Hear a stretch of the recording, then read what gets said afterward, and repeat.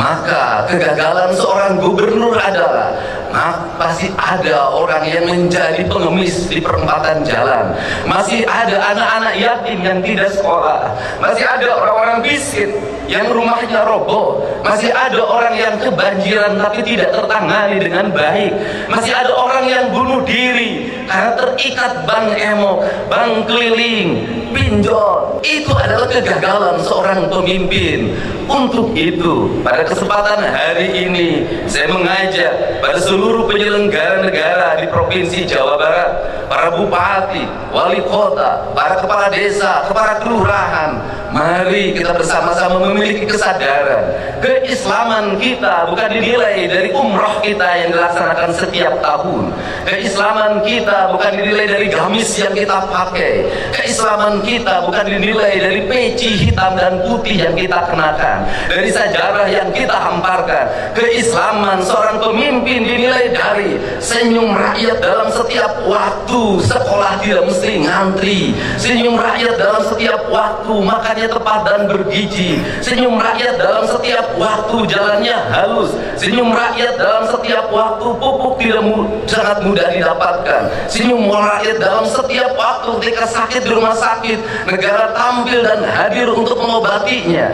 Dokter dan para medis tanpa membedakan kaya dan miskin datang dengan penuh senyumannya.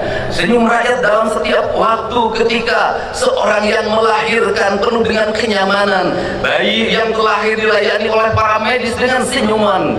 Maka adalah kehinaan bagi seorang pemimpin apabila di Jawa Barat masih ada orang yang meninggal, mayatnya tak bisa pulang, ditahan di rumah sakit karena belum bisa bayar atau BPJS-nya nunggak.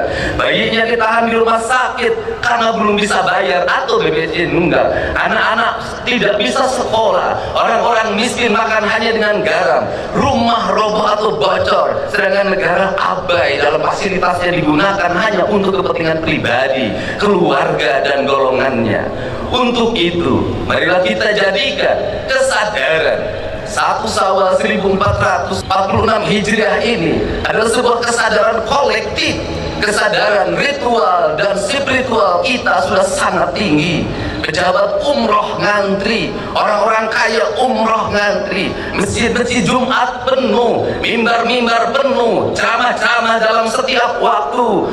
Itu baik, tetapi lebih baik secara substansial adalah dana-dana yang kita miliki digunakan untuk menangani orang-orang fakir, orang-orang miskin, kaum mustadaifin, kaum du'afa, orang-orang fafa, orang-orang yang merintih dalam setiap waktu meminta pertolongan tapi abai orang untuk menolongnya. Kesadaran itulah yang diperlukan oleh negeri hari ini. Maka jihad kita para pemimpin hari ini adalah jihad menahan hawa nafsu kita untuk menyerap anggaran untuk kepentingan kita. Kemudian kita mengorbankan diri kita, emosi kita, keinginan kita untuk membelanjakannya untuk kepentingan masyarakat yang lebih luas, agar kita kembali pada kesadaran Undang-Undang Dasar 1945, agar kita kembali pada kesadaran keislaman kita. Maka terakhir, andai kata di sebelah kanan kita ada bangunan yang dibangun dengan angka 60 juta golden, dengan tingkatan 6 ke atas dalam bentuk tusuk sate, dilakukan oleh pemerintah kolonial Belanda, oleh POC yang hidupnya hanya dari perkebunan teh, perkebunan karet, perkebunan Cina. Mereka mampu membangun jalan-jalan yang berkualitas. Mereka mampu membangun bangunan-bangunan yang berkualitas yang masih digunakan oleh kita hari ini. Mereka mampu membangun bendungan-bendungan yang berkualitas. Pertanyaannya adalah, kenapa kita yang mengklaim kaum pribumi itu tidak mampu mengelola perkebunan? Jangankan membangun gedung seindah gedung sate, hanya mengelola kebunnya saja sudah tidak mampu dengan dikontrakkan kepada pihak lain yang melahirkan longsor, kekeringan. Betapa kita sebagai beragama punya rasa malu di hadapan Allah Subhanahu wa Ta'ala. Betapa kita sebagai bangsa yang berpancasila merasa malu oleh POC. Oleh POC saja kita sudah kalah dalam melakukan pengelolaan, apalagi oleh bangsa lain. Untuk itu, mari kita bersama-sama tinggalkan keegoan ritual kita. Mari kita bersujud dan mohon ampunan kepada Allah Subhanahu wa Ta'ala.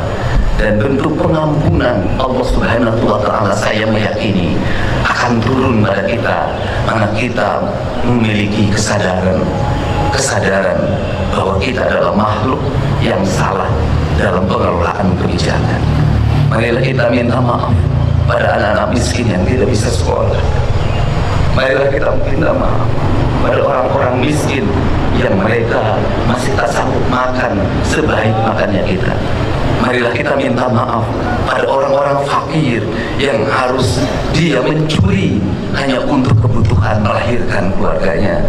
Marilah kita minta maaf pada mereka, tinggalkan keangkuhan dan kesombongan kita.